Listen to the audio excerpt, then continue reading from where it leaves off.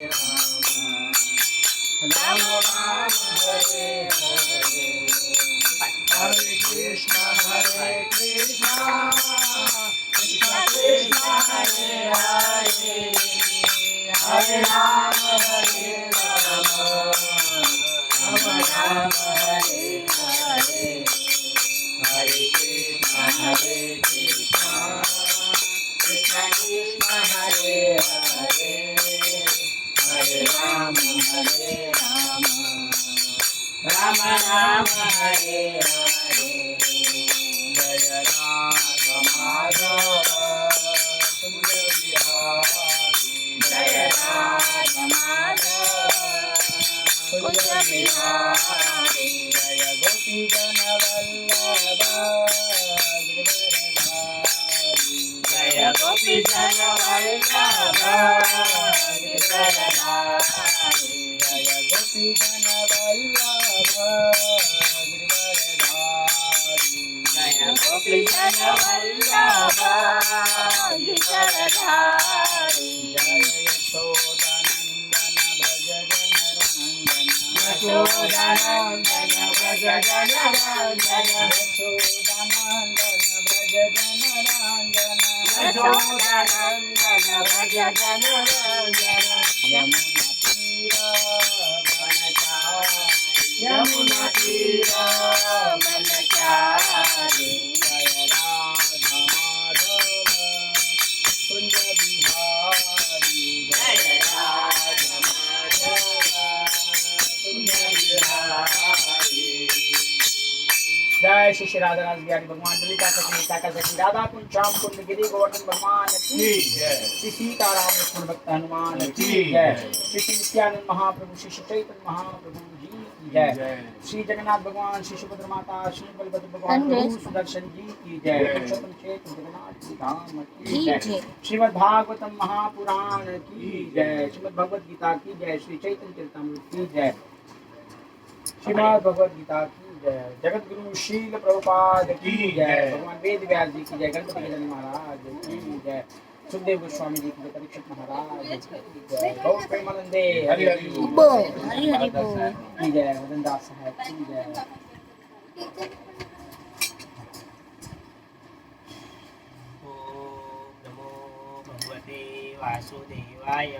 ओम नमो भगवते वासुदेवाय।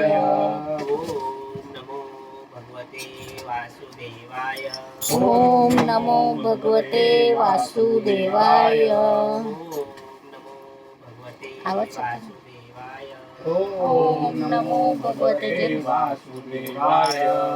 ओम अज्ञानतिमिरन्धस्य ज्ञानाञ्जनशलाकया चक्षुरुन्मिलितं येन तस्मै श्रीगुरुवे नमः। श्रीचैतन्यमनोभीष्टं स्थापितं येन भूतले स्वयं रूपं तदा मह्यं ददाति स्वपदान्तिकं। वन्देऽहं श्रीगुरु श्रीयुतपदकमलं श्रीगुरून् वैष्णवांश्च श्रीरूपं साग्रजातं सहगण रघुनाथावितं तं सजीवं सावधूतं सावधूतं परिजनसहितं कृष्णचैतन्यदेवं श्रीराधाकृष्णपदान सहगण ललिता श्रीविशाखाविशान्तं। हे कृष्णा करुणा सिंधु दीनबंधु जगतपते गोपेश गोपिका कांत राधा कांत नमस्ते तप्त कांचन गौरांगी राधे वृंदावनेश्वरी वृषभानुसुते देवी प्रणमामि हरिप्रिये वाञ्छाकल्पतरुभ्यश्च कृपा सिन्धुभ्येव च पतितनां पावनेभ्यो वैष्णवेभ्यो नमो नमः। जय श्री कृष्ण चैतन्य प्रभु नित्यानंद श्री अद्वैत गदाधर श्रीवासादि गौर भक्तवृंद। नमो महावदन्याय कृष्ण प्रेम प्रदायते कृष्णा कृष्ण चैतन्य नामने गौतमी नमः। नमो ब्राह्मण देवाय गौ ब्राह्मण हिताय च जगदिताय कृष्णाय गोविंदाय नमो नमः। कृष्णाय वासुदेवाय देवकी नंदनाय च नंदगोपकुमाराय गोविंदाय नमो नमः। कृष्णाय वासुदेवाय हरे परमात्मने प्रणतक्लेशनाशाय गोविंदाय नमो नमः। मूकं करोति वाचालं पंगुं लङ्घयते गिरिं यत्कृपातमहं वन्दे श्रीगुरुदीनतारिणं परमानन्दमाधवं। श्रीकृष्ण चैतन्य ईश्वर नारायणं नमस्कृत्यं नरं चैव नरोत्तमं देवीं सरस्वतीं व्यासं ततो जयमुदीरये। नष्टप्रायेषु भद्रेषु नित्यं भागवतं सेव्या भगवती उत्तम श्लोके भक्तिर्भवती नैष्टिकी। नमो विष्णुपादाय कृष्णपृष्ठाय भूतले श्रीमते भक्तिवेदान्त स्वामी नामिने।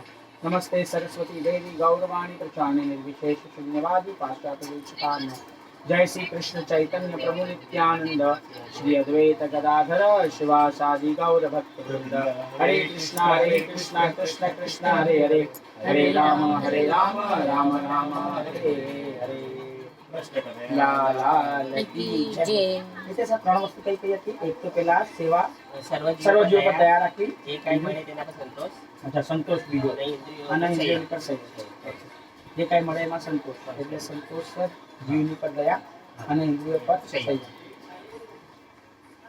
આ બધું એકચ્યુઅલી ફોટો ફોટો પાડી દેવાના આ બધું ઇમ્પોર્ટન્ટ છે એમાં ટિકટોક મૂકેલું છે આરતી પછી લાગે છે પ્રસંગ હા એમાં તેના બાળમાં જો આપણે એટલું જોયું કે એક સ્કંદ સમાપ્ત થાય છે ને તેના સારાંશ રૂપે કઈ ને કઈ એન્ડિંગ હોય છે જે આમાં હતું લાસ્ટ ટાઈમ ત્રીજામાં પણ પેલું બીજું હતું એમાં ટીક માર્ક કરેલું જ હતું નારદજીની રૂપક કથા એ બહુ મસ્ત છે જે આપણે સાંભળીએ ને હા, બધું હા. બતાવ્યું નગરનું આપણે હા, ઇન્દ્રિયો હા. પર લઈ હા ગયા એ શરીર પર લઈ બી ગયા બધું અચ્છું હતું એ બધા પોઈન્ટ નોટ નોટ કરવા કરવાનું યા તો પેજ નંબર લખી રાખવા હતા હા ચલો ઠીક છે હું જ્યારે કોઈને કહેવું હોય ને તો કહી શકું કહી શકાય હા જરા કહી દેના બોલો કૃષ્ણ કનૈયા લાલ કી જય હરે હરે કૃષ્ણ કૃષ્ણ જય શ્રી રામ જય શ્રી પંચમ સ્કંદ સ્નાન લીલા શ્રીમદ ભાગવતનો પંચમ સ્કંદ સ્નાન લીલાનો છે આ સ્કંદ ભગવાનનો દક્ષિણ બાહુ કહેવાય છે આ સ્કંદમાં 26 અધ્યાયોનો સમાવેશ થાય છે તેમાં કુલ 668 શ્લોકો લીધેલ છે આ અધ્યાયમાં એકમાં પ્રિયવતની રાજ્ય સ્થિતિ તેમજ જ્ઞાન નિષ્ઠા દર્શાવી છે અધ્યાય 2 માં સ્ત્રી લંપટ જ્ઞાની રાજાનું ચરિત્ર આવે છે અધ્યાય 3 માં નાભી રાજાનું ચરિત્ર છે અધ્યાય 4 થી 5 માં ઋષભદેવનું ચરિત્ર લીધેલ છે અધ્યાય 7 થી 14 માં ભરત રાજાનું ચરિત્ર આવે છે અધ્યાય 15 માં ભરતવંશી રાજાઓનું વર્ણન આવે છે અધ્યાય 16 થી 26 માં સમગ્ર બ્રહ્માંડનું દર્શન કરવામાં આવ્યું છે આમ એક સ્ત્રી લંપટ અગ્નિક રાજાનું ચરિત્ર બીજામાં નાભી રાજાનું ચરિત્ર ત્રીજામાં ઋષભદેવનું ચરિત્ર ચોથામાં ભરત રાજાનું ચરિત્ર દર્શાવવામાં આવ્યું છે આ બધા ચરિત્રો વાચકને વાંચવા ગમે તેમજ તેમાંથી સુબોધ ગ્રહણ થાય તેવા પ્રેરણાદાયક છે હવે ગુરુરાજાની કથા હશે ને? હા હશે.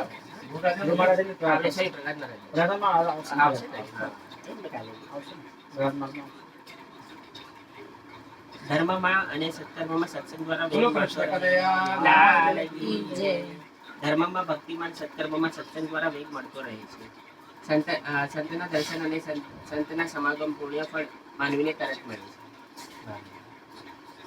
અધ્યાય 1 પ્રિયવતની રાજ્યસ્થિતિ જ્ઞાન નિષ્ઠા રાજો વાચ પ્રિયવતો ભાગવત આત્મા રામકંઠ મુનિ ગૃહે રમત જન્મૂલ કર્મ બંધન પરાભવ પરીક્ષિત રાજાએ પૂછ્યું હે મુનિ પ્રિયવત રાજા ભગવાનના ભક્ત અને આત્મામાં રમનારા હતા છતાં ઘરમાં આસક્ત કેમ થયા ભગવાનના ચરણની છાયા વડે જેઓએ ચિત્ત શાંત થયા હોય તેને ઘરમાં આસક્તિ થતી નથી છતાં પ્રિયવત રાજા સ્ત્રી ઘર પુત્ર કુટુંબ વગેરેમાં આસક્ત થયા છતાં એમને મોક્ષ થયો આ જ મોટો સંશય મારા મનમાં ઉપજે છે કયા પ્રિયવત રાજાની કથા શ્રી સુખદેવજી બોલ્યા હે રાજન તમે સત્ય જ કહ્યું છે જે મહાપુરુષોનું મન ભગવાનમાં આસક્ત હોય છે તેઓ શ્રી ભગવાનની કથા રૂપ પોતાનો કલ્યાણકારી માર્ગ વિઘ્નવાળો હોય તો પણ છોડતા નથી ઘર એ જ ભક્તિમાં બાધક થાય છે તેઓએ ગૃહસ્થ ઘરમાં શત્રુ મિત્ર ચોર કે સતમાં સંભાવ રાખી શકતા નથી શ્રી કૃષ્ણના ગૃહસ્થમાં જોઈએ તે સર્વે પ્રત્યે સંભાવ રાખતા સૌથી મોટો ગૃહસ્થ જે ગૃહસ્થ આશ્રમ છે બધા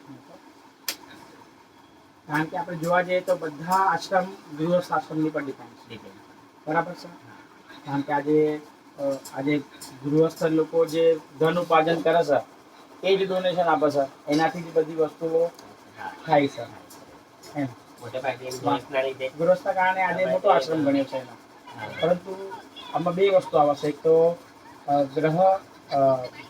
ગ્રહમેદી અને ગ્રહસ્થ આશ્રમ ગૃહમેદી ને એમ બે શબ્દ છે એમાં તો ગૃહમેદીમાં જે કુટુંબમાં જ આસક્ત રહે કોઈ ભગવાનની પૂજા અર્ચના ન કરો કોઈને કનેક્ટ ન કરે તેને ગૃહમેદી કીધા છે અને ગૃહસ્થ કોને કીધા છે કે જે ભગવાનની ભક્તિમાં પણ આખા પરિવારના જોડે એના કનેક્શન રાખે ભગવાનના સાથે, બધા જ લોકો મળીને ભક્તિ ભજન સ્મરણ કરે ભગવાનનું, એને ગૃહસ્થ કહ્યા છે.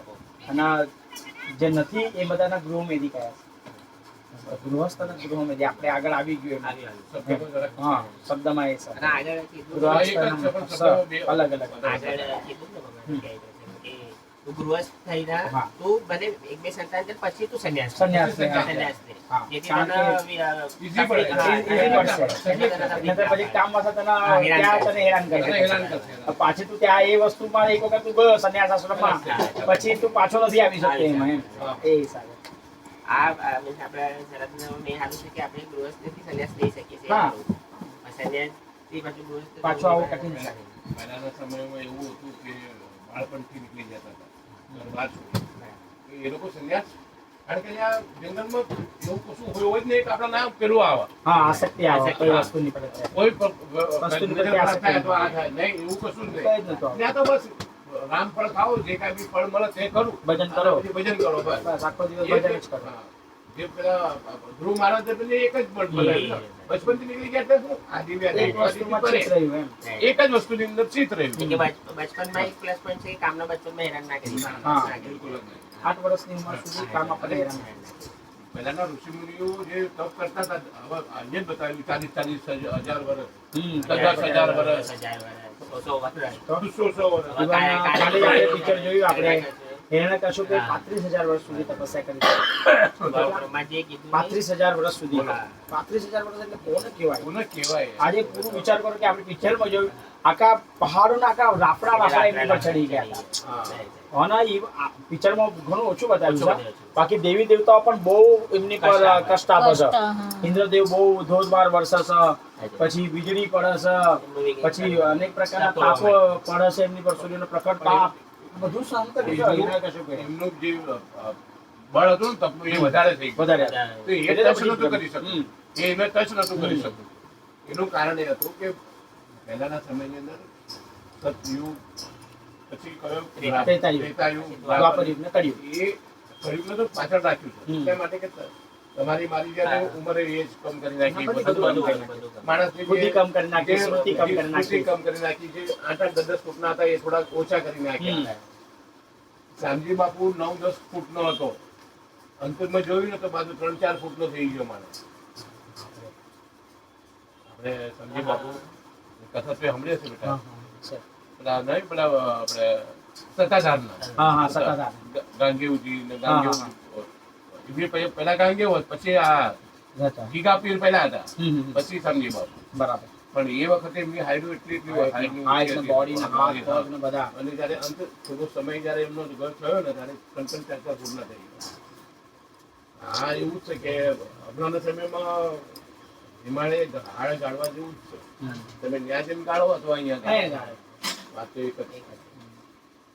હરે કૃષ્ણ. શ્રી સુખદેવજી બોલ્યા, હે રાજન, તમે સત્ય જ કહ્યું છે. જે મહાપુરુષોના મન ભગવાનમાં આસક્ત હોય છે તેઓ શ્રી ભગવાનની કથા રૂપ પોતાનો કલ્યાણકારી માર્ગ વિઘ્નવાળો હોય તો પણ છોડતા નથી. ઘર એ ભક્તિમાં બાધક થાય છે. તેઓ ગૃહસ્થમાં શત્રુ મિત્ર ચોરી સંભાવ રાખી શકતો નથી. શ્રી કૃષ્ણ ગૃહસ્થમાં જોઈએ તો સર્વપતિ સંભાવ રાખતા હતા. હે રાજન, પ્રિયવત ભગવાનના પરમ ભક્ત હતા. તેમણે નારદજી પાસે આધ્યાત્મ જ્ઞાન મેળવ્યું હતું. તેથી તેમને રાજસત્તા તરફ ઉપેક્ષા મૂકી હતી.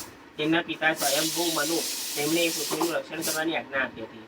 પરંતુ પ્રિયવત તો પ્રથમથી જ ભગવાન વાસુદેવ વિશે પોતાની ક્રિયાઓ અર્પણ કરી હતી. પ્રિયવતે વિચાર્યું કે રાજ્યનો ભાર ઉપાડી લેવાથી આત્મજ્ઞાનનો વિક્ષેપ થશે, તેથી તેણે ના પાડી. પ્રિયવત ગંધમાદન પર્વત ઉપર જે નારદ મુનિ પાસેથી જ્ઞાન પ્રાપ્ત કરતા તેમણે સમજાવવામાં મહારાજ મનુ નિષ્ફળ થયા. એટલે તેમણે મદદ કરવા માટે ભગવાન બ્રહ્મા પોતાના બ્રહ્મલોકમાંથી ત્યાં ઉતર્યા. બ્રહ્માજીને જોઈ બધા તરત ઊભા થઈ ગયા અને 2 હાથ જોડી પૂજા કરી તેમની સ્તુતિ કરવા લાગ્યા. પછી બ્રહ્માજી બોલ્યા, હે तात, આપણે સૌ પરમાત્માને આજ્ઞા પાડીએ છીએ. તેઓ સર્વશક્તિમાન છે.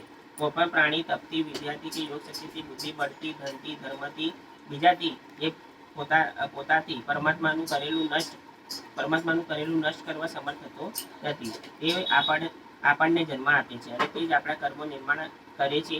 તેમાંથી આપણે કંઈ ફેરફાર કરી શકતા નથી. આપણે દેહ સંબંધમાં પરતંત્ર છીએ. તે વત્સ ગુણધર્મના સહયોગથી પરમાત્મા આપણને જે સુખ દુઃખ આપે છે તે ભોગવીએ છીએ. જીવન મુક્ત હોય તેને પણ પોતાનું પ્રારબ્ધ કર્મ બાકી હોય ત્યાં સુધી શરીર ધારણ કરી રાખવું પડે છે. પછી જીવન મુક્ત દેહાભિમાન મુક્ત થઈને જે કર્મ કરે છે તે વાસના રાખતો નથી, તે કરતા ભાવ પણ રાખતો નથી, એટલે તેને ગૃહસ્થમ પણ કાંઈ હાનિ કરતો નથી. મનુષ્ય પૂર્વાક્ત 6 શત્રુ મન તથા 5 જ્ઞાનેન્દ્રિયોને જીતવા પ્રયત્ન કરવો જોઈએ, અને તે શત્રુ બરાબર જીતાઈ જાય ત્યારે પોતે વનમાં કે ગમે તે સ્થળે પોતાની ઈચ્છા અનુસાર ભલે વિચરે. તે તો પ્રથમથી જ 6 શત્રુઓને જીત્યા છે. તો પણ તું આ રાજ્યાધિકારમાં રહીને ઈશ્વર આપેલા ભોગ ભોગવવા અને પછી સર્વસંગ છોડી દઈ આત્મસ્વરૂપમાં સ્થિતિ કરજે. પ્રિયવત બ્રહ્મદેવની આજ્ઞા ઘણા માનથી સ્વીકારી. પછી પ્રસન્ન ચિત્તે બ્રહ્માજીએ પોતાનું નિવાસસ્થાન બ્રહ્મલોકમાં ગયા. પ્રિયવતે પૃથ્વી મંડળના રક્ષણનો ભાર પિતા મનુ પાસેથી સંભાળ્યો. તેઓ બ્રહ્માજી મહાન પુરુષોની આજ્ઞાનું પાલન કરી પૃથ્વી પર રાજ્ય કરવા લાગ્યા. પછી તેઓએ પ્રજાપતિ વિશ્વકર્માની પુત્રી મહિષ્મતીને પરણ્યા, અને તેમને 10 પુત્રો થયા, તથા ઉજ્જવશી અને ઉર્જસ્વી નામની પુત્રી થઈ. તેમના એ પુત્રો આગ્નિધર, ઇન્દ્રમ, જીવ, યજ્ઞબાહુ, મહાવીર, હિરણ્યરેતસ, ધ્રુતપુષ, સવન, મેઘાતિથિ, વિધિહોત્ર અને કવિ એમ સર્વે અગ્નિના નામ વાળા હતા. તેઓમાં કવિ મહાવીર તથા સવન એ 3 બ્રહ્મચારી રહ્યા, ને બાલ્યાવસ્થાથી માંડી આત્મવિદ્યાનો અભ્યાસ કરી તેઓએ પરમહંસનો આશ્રય સ્વીકાર કર્યો. પ્રિયવત રાજાને બીજી પત્નીથી 3 પુત્રો થયા હતા. તેઓના નામ ઉત્તમ, તામસ અને રેવત, જેઓ મન્વંતરના અધિપતિ હતા. પ્રિયવત રાજાએ 11 અબજ વર્ષ સુધી પૃથ્વી ભોગવી હતી.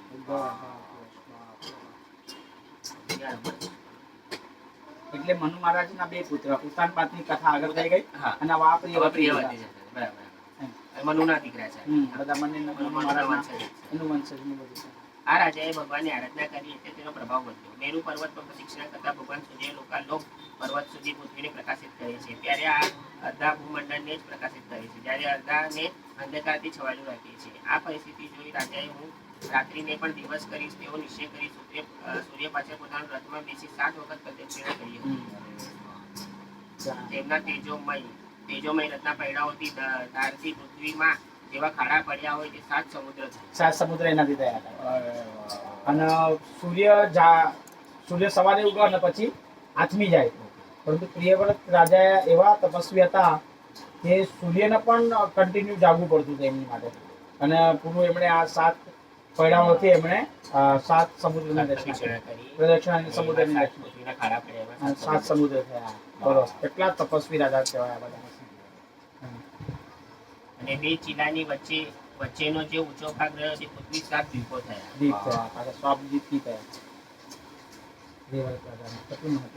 બધું સંસાર જોવા માટે પ્રિયવત રાજાએ મહેશબેન સાથે પુત્રોને અનુક્રમે એક દ્વીપ વેચી આપી તેના રાજા બનાવ્યા. તેમણે પોતાની પુત્રી ઉજસ્વીને શુક્રાચાર્યને પરણાવી અને તેમની પુત્રી દેવ્યાની જન્મી. દેવ્યાની.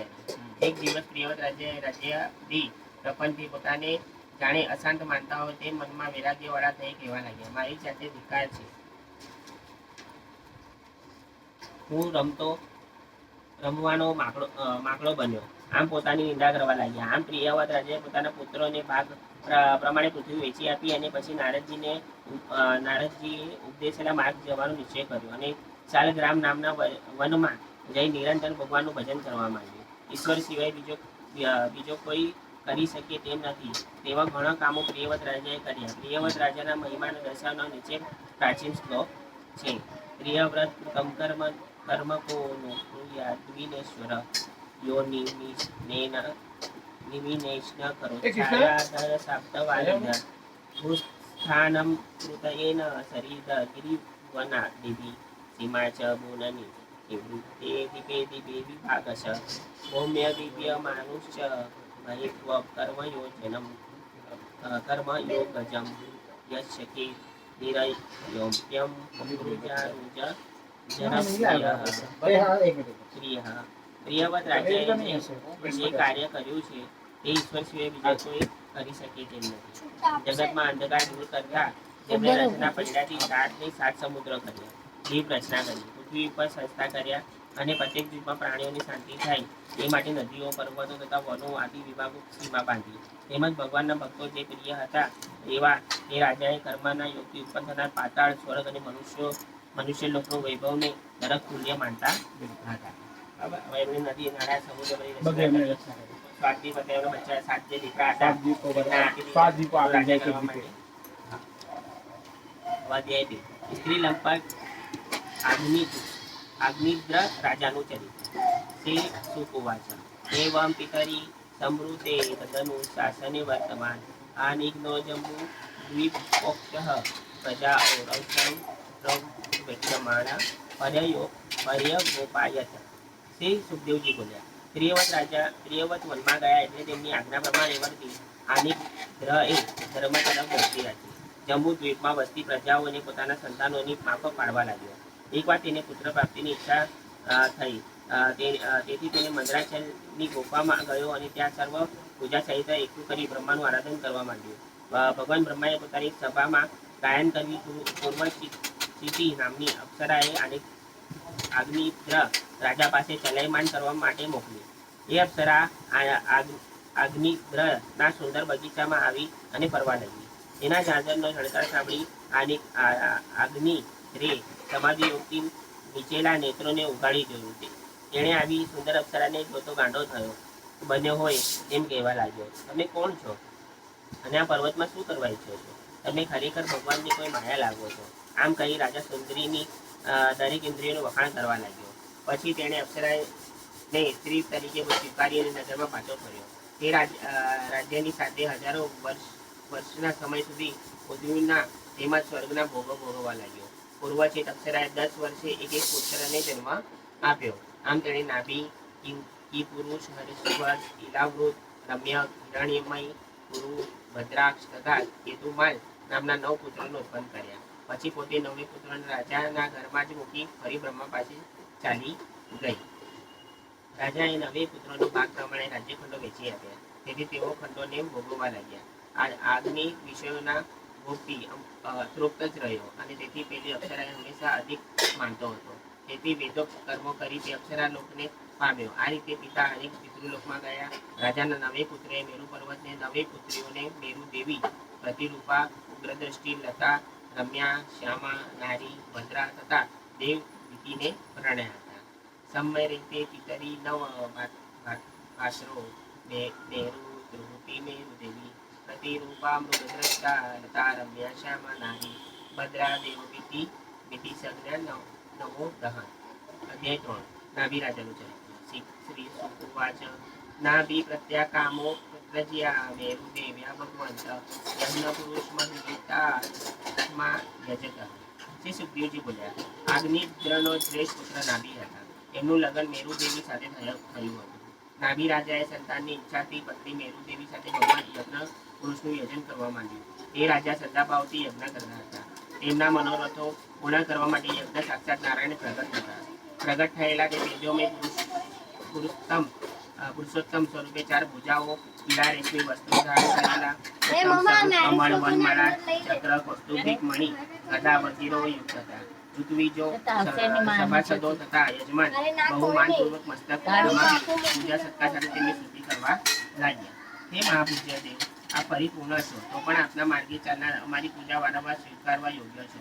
અને સત્પુરુષોએ શીખવ્યું છે કે ભગવાનને વારંવાર નમસ્કાર કરવા, અને આપને અનેકવાર નમસ્કાર કરીએ છીએ. આપના ગુણોનો પાર નથી.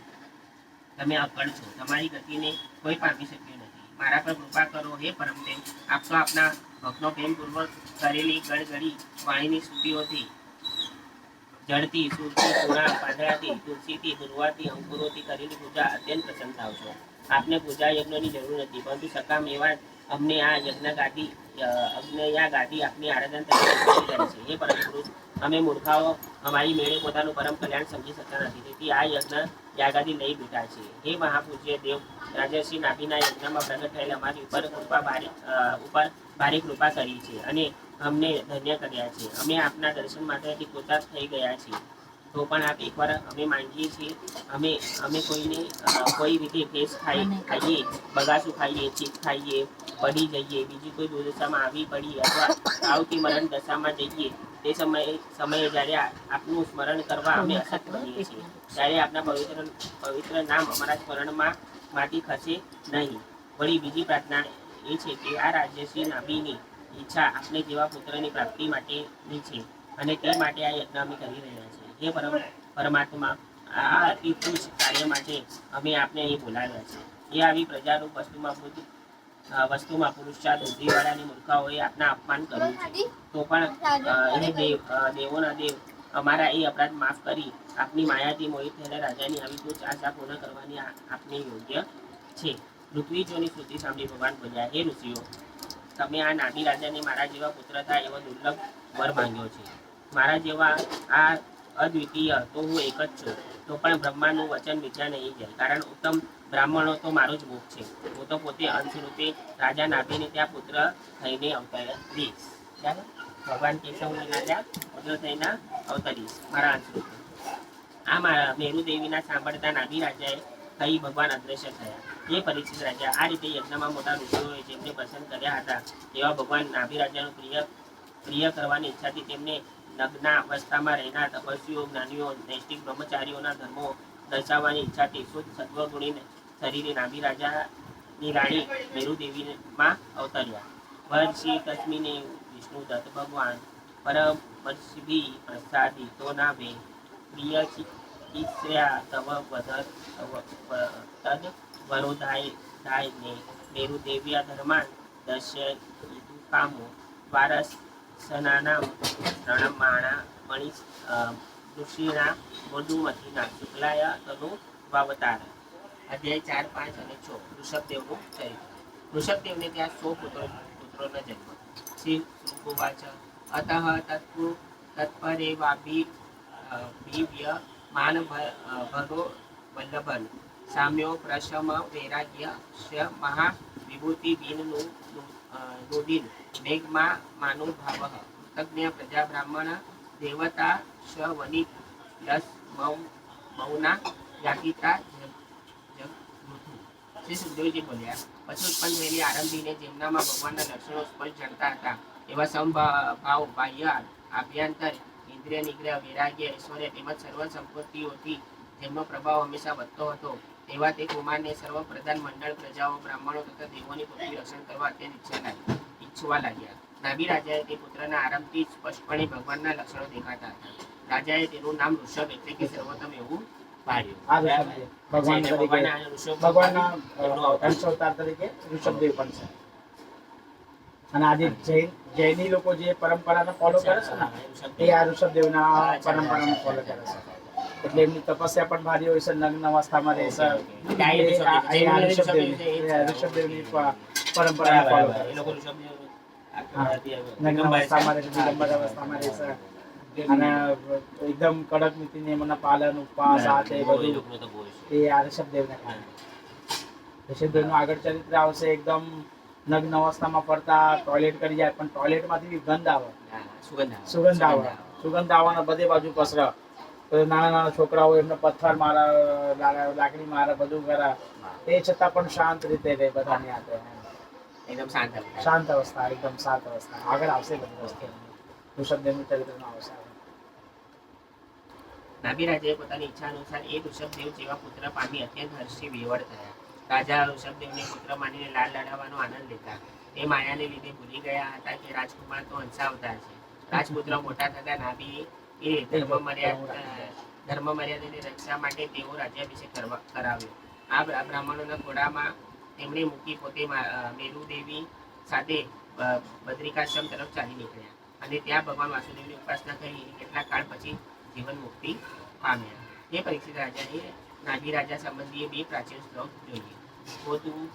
કોનું તત્કર્મ રાજર્ષે બેર વાંચેરત કુમાન અપત્યા તામ ગાંધસ્ય હરિશોદેન કર્મણા બ્રહ્મણ્યોને તો નાભે વિપ્રા મંગલ પૂજિતા યસ્ય મહર્ષિ યજ્ઞેશ દર્શયામાસુ રોજસા.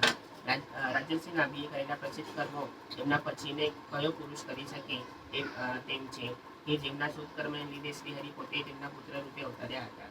તેમજ નાભી રાજા સિવાય બીજો કયો બ્રાહ્મણ ભક્ત રાજા છે કે જેમના યજ્ઞમાં દક્ષિણાઓ દક્ષિણાઓથી સત્કાર પામેલા બ્રાહ્મણોએ પોતાના મંત્ર બળના પ્રભાવથી નાભિરાજાને શ્રી હરિને દર્શન કરાવ્યા હતા. પછી ભગવાન ઋષભદેવ પોતાના ખંડને કર્મક્ષેત્ર માની પોતે ગુરુકુળમાં વાસ કર્યો. તે ગુરુકુળમાં વાસ કરવો જોઈએ એમ બધાને જણાવ્યું. ગુરુઓએ તેમને ગુરુવાશ્રમની આશ્રમમાં પ્રવેશ કરવાની આજ્ઞા આપી. તે લોકોએ ગૃહસ્થોના ધર્મનું શિક્ષણ આપવા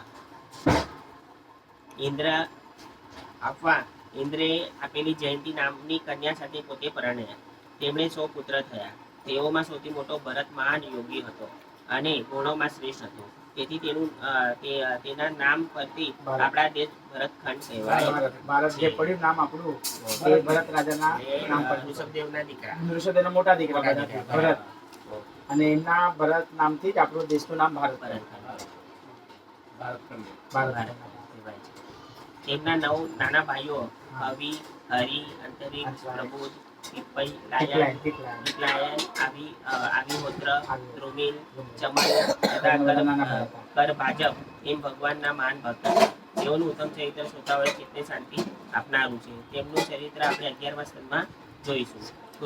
કુશાવ્રત, ઇલાવત, બ્રહ્માવ્રત, મલય, કેતુ, દશરેન, ઇન્દ્રસ્ફુટ, વિદર્ભ તથા કીટક 9 પુત્રો કર્મમાં ઉત્તમ હતા અને બાકીના 81 પુત્રો પોતાની આજ્ઞા માનનારા, વેદ વિદ્યા જાણનારા, યજ્ઞો કરનારા તથા યજ્ઞાદિક કર્મો કરી શુદ્ધ અંતઃકરણવાળા બ્રાહ્મણો થયા હતા.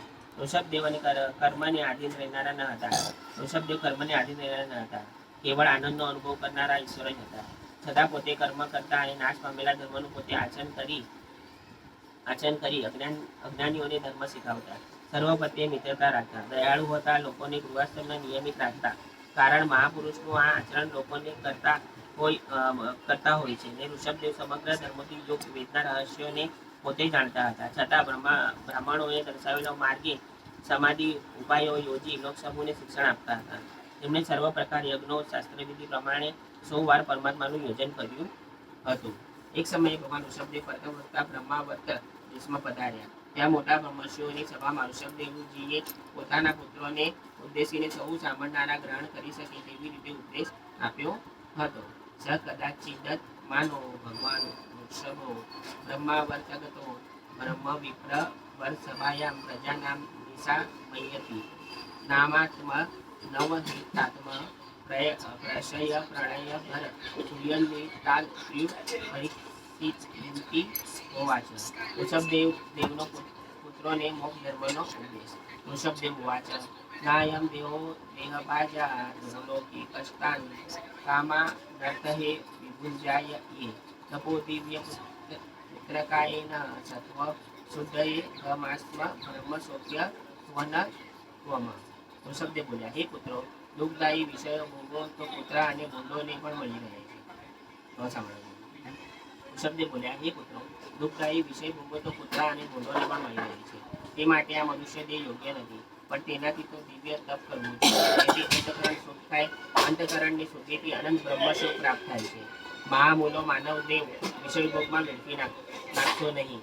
સર્વમાં પ્રભુને નિહાળો, જીવ માત્ર ઉપર દયા રાખો. સુખ ને દુઃખ તો કેવા પ્રાણીને બી આપે કે આ મનુષ્ય શરીરના લીધે વેડફવાનું નથી. અંતઃકરણને શુદ્ધ કરીને પરમાત્મા તપ દ્વારા અંતઃકરણનું શુદ્ધિકરણ કરવાનું છે. બધામાં પરમાત્મા જોવા. બધાના પરમાત્મા સંતોષ.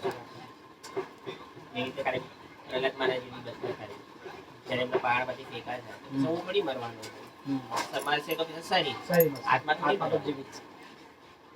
આ બહુ મોટું એક બ્રહ્મ ઉપદેશ આ જો આપણે અથવા તો બ્રહ્મ જિજ્ઞાસા જો આપણે પોતે સમજી લઈએ કે આપણે આત્મા છે, આ બધાથી મુક્ત થઈ જાય.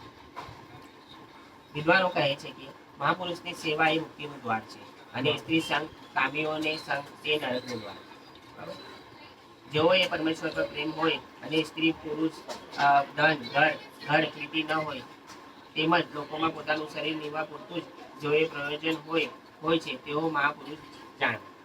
એ માટે આપણે જો શરૂઆતથી લઈને એન્ડ સુધી ઘર અને ઘરમાં જ આપણે આસક્તિ રાખીએ છીએ અને ઘરમાં જ આ શરીર છોડીએ નહીં, પરંતુ શાસ્ત્રોમાં બી કીધું છે કે આ શરીર ત્યાગવાની માટે આપણે ઘરને આસક્તિ છોડી દેવી જોઈએ અને શરીર એવી જગ્યાએ ત્યાગવું જોઈએ કે જે આપણને કોઈ પણ પ્રકારની આસક્તિ આપણને ત્યાં ટચ ન કરી શકે. ના આવી શકાય. એટલે ઘરના ચોબાનું જો આપણે અત્યાર સુધી આપણે શ્રીમદ ભાગવતમ સાંભળ્યું, મોટા મોટા રાજાઓએ પણ એ જ કીધું છે કે સમય અનુસાર જેવો સમય થાય એટલે દીકરાઓને રાજપાટ આપીને એ લોકો જો ઉત્તાનપાદ રાજા પણ ક્યાં નીકળ્યા, બદ્રિકા આશ્રમ નીકળી ગયા પોતાની પત્ની ના શકાય. એટલે હવે 50, 51, 52 થાય એટલે સીધું પછી ધામમાં નીકળી જવાનું.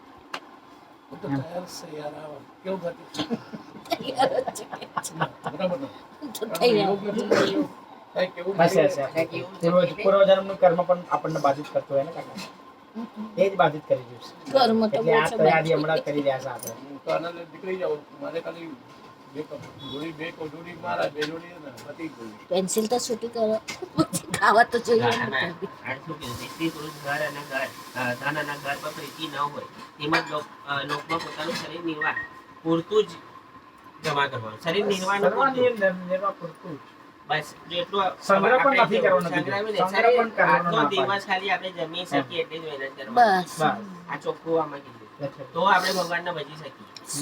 બાકી જો આપણે સંગ્રહ કરવામાં રહીએ તો ભગવાન ભજાશે સંગ્રહમાં નથી. નહીં. ખોટું બોલ્યું તો માપ આપલા. અરે એ આપણે બધા પરમાત્માના જ અંશ હતા. પરમાત્મા મારો ગ્રહ સુધી છે. આપણે કીધું એટલું બધું તો છે ને, આપણે સુધી જતા રહે કાલે. તો મન તો ક્યારનું છે કે જતું રહેવું છે, જતું રહેવું છે. પણ આવા વિક્ષેપ એવા આવે છે કે આપણું છે તો જે અટકાવ્યું છે એ નથી નીકળી જતું. હવે એથી કઈ છૂટી જાય, પેન્સિલ છૂટી થઈ જાય તો શું કહીએ, એટલાની અંદર આપણે બહાર જઈએ ને તો ભાડું બી ભરાવાય ને જમીન બી લેવાય. મારે ત્યાં કાંઈ લેવાની જરૂર તો સર કોઈ જ વસ્તુની જરૂર નથી. ખાલી બે જોડી કપડા છે આપણી હારે, બસ થઈ ગયું. પછી તો મંદિરમાં સેવા કરશું એટલે ત્યાં જ મજા કરશે બસ, અને ત્યાં ધ્યાન કરશું હરિનું. જય જય નારાયણ. પછી ધામમાં હોય તો અમે બી ધામમાં આવે તમને મળવા. કે બાને બાને મારો એ વિચાર છે, ક્યાં ક્યાં નીકળી જઈશું આપણે. તેઓને મહાપુરુષો જાણવા. જ્યારે મનુષ્ય ઇન્દ્રિય પ્રીતિ માટે કર્મ કરે છે ત્યારે તે અવશ્ય પાપ કર્મ કરે છે. એટલે ગોસ્વામી કોને કહેવાય? ગો એટલે આપણી ઇન્દ્રિય, ગો એટલે ઇન્દ્રિય, અને સ્વામી એટલે માસ્ટર, એના વિજય કામ. એટલે ગોસ્વામી કહેવામાં આવે છે. કે આજે સંન્યાસની દીક્ષા ગ્રહણ કર્યા પછી જે મહારાજોના નામ ચેન્જ થાય છે તેમાં ગોસ્વામીની પદવી આવી. પરમ પૂજ્ય ગોપાલ કૃષ્ણ ગોસ્વામી મહારાજ, તો ગોસ્વામી એમણે પોતાની ઇન્દ્રિયો પર વિજય પ્રાપ્ત કર્યો છે. અને આ બધી ઇન્દ્રિયોને એમણે પોતાની રીતે ભગવાનની સેવામાં લગાડી છે. કારણ કે અહીંયા આ મંદિરમાં આવો તો આ મંદિરની બધી ભગવાનનું કેવી રીતે શું થયું. હવે હું હમણાં મંદિરમાં ગયો તો પંઢરપુરમાં બી આપણું મોટું મંદિર બની રહ્યું છે. તો ત્યાંનું બી હવે ત્યાં માયાપુરના કાઉન્ટરની બાજુમાં સ્ટોલ લગાડી દીધું છે પંઢરપુરનો બી, અને ત્યાંનું બી બધું કલેક્શન આ તે બધું ચાલી રહ્યું છે. બહાર જગન્નાથપુરીનું મંદિરનું સ્ટોલ છે, શાસ્ત્રા એની સામે. અહીંયા પંઢરપુરના મંદિરનું સ્ટોલ લાગી ગયું છે. મંદિર ક્યાં બની રહ્યું? જગન્નાથપુરીમાં મંદિર બની રહ્યું છે ને, બલિયાપાડા કરીને છે.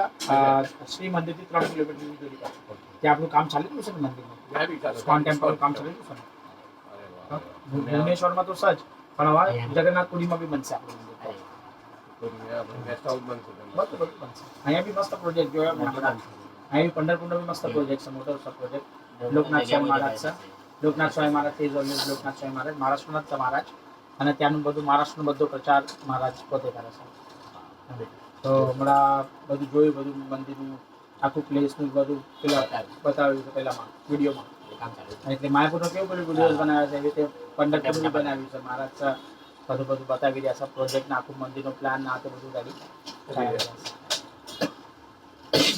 બોલો રૂકમણી દ્વારકા જી શકી જય. જે પૂર્વજન્મમાં પાપ કર્મોને લીધે આ મિથ્યા શરીર ઉત્પન્ન થયું છે, માટે ફરી તેવા પાપ કર્મ કરવા યોગ્ય નથી. યજ્ઞાનને કારણે મનુષ્ય આ શરીર પરનો અહમ ભાવ જશે નહીં જ્યાં સુધી તેને સાચું જ્ઞાન પ્રાપ્ત થતું નથી. કારણ મનુષ્ય જ્યાં સુધી ક્રિયાઓ કરે છે ત્યાં સુધી તેનું મન કર્મ કરવાના સ્વભાવવાળું બની રહે છે, અને કર્મો મનને વશ કરી રાખે છે. જ્યાં સુધી વાસુદેવમાં પ્રીતિ થતી નથી ત્યાં સુધી પુરુષ દેહના સંબંધી છૂટતો નથી.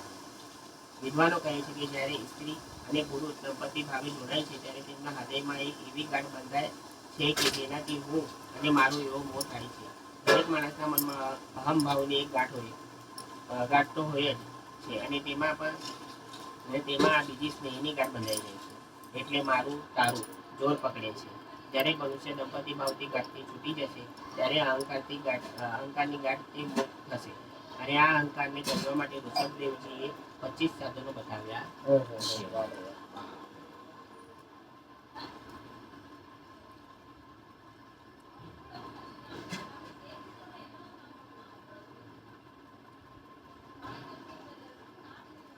ગુરુ તથા પરમાત્મા વિશે ભક્તિથી અને તત્પરતાથી, તૃષ્ણાથી, ત્યાગથી, તપસ્યા કરવાથી, મારામાં કર્મો અર્પણ કરવાથી, મારા ગુણોનું કીર્તન કરવાથી, પ્રાણી માત્ર ઉપર વેર ત્યજવાથી, સમભાવ રાખવાથી, કામ્ય કર્મ ત્યજવાથી, મારી કથા કરવાથી, આ બધા બતાવ્યા. આ બધા 25 સાધનો. 25 ગુરુ સાધનો. તથા પરમાત્મા વિશે ભક્તિથી અને તત્પરતાથી, તૃષ્ણાના ત્યાગથી, તપસ્યા કરવાથી, મારામાં કર્મો અર્પણ કરવાથી, મારા ગુણોનું કીર્તન કરવાથી, પ્રાણી માત્ર ઉપર વેર ત્યજવાથી, સમભાવ રાખવાથી, કામ્ય કર્મ ત્યજવાથી, મારી કથા કરવાથી, મારા ભક્તોનો નિત્ય સંગ કરવાથી, શરીર તથા ઘર ઉપર હું અને મારું એ બુદ્ધિ ત્યજવાથી, પ્રાણ ઇન્દ્રિયો તથા મન સારી રીતે જીતવાથી, ઉત્તમ પ્રકારની શ્રદ્ધાથી, વાણીને વશ કરવાથી, બ્રહ્મચર્ય પાળવાથી, આધ્યાત્મ શાસ્ત્રના અભ્યાસથી, એકાંત પ્રદેશ સેવવાથી, ઉત્તમ પ્રકારની શ્રદ્ધાથી, નિરંતરના કર્તવ્ય ન તજવાથી, બધે મારી ભાવના વાળા નિપુણતા યોગ અનુભવ જ્ઞાનથી અને યોગ સમાધિ પૂર્વક ધૈર્ય પ્રયત્ન તથા વિવેકયુક્ત થઈ પુરુષે અહંકાર નામની ઉપાધિનો ત્યાગ કરવો.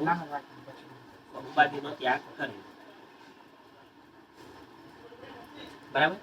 આવી રીતે ભક્તોનો નિત્ય સંગ કરવાથી, શરીર તથા ઘર ઉપર હું અને મારું એ બુદ્ધિ ત્યજવાથી, પ્રાણ ઇન્દ્રિયો તથા મન સારી રીતે જીતવાથી, ઉત્તમ પ્રકારના શ્રદ્ધાથી, વાણીને વશ કરવાથી, બ્રહ્મચર્ય પાળવાથી, આધ્યાત્મ શાસ્ત્ર અભ્યાસથી, એકાંત પ્રદેશ સેવવાથી, ઉત્તમ પ્રકારની શ્રદ્ધાથી, નિરંતર કર્તવ્ય ન તજવાથી, બધે મારી ભાવના વાળા નિપુણતા યુક્ત અનુભવ જ્ઞાનથી, યોગ સમાધિ પૂર્વક ધૈર્ય પ્રયત્ન તથા વિવેક યુક્ત થઈને પુરુષે અહંકાર નામની ઉપાધિનો ત્યાગ કરવો.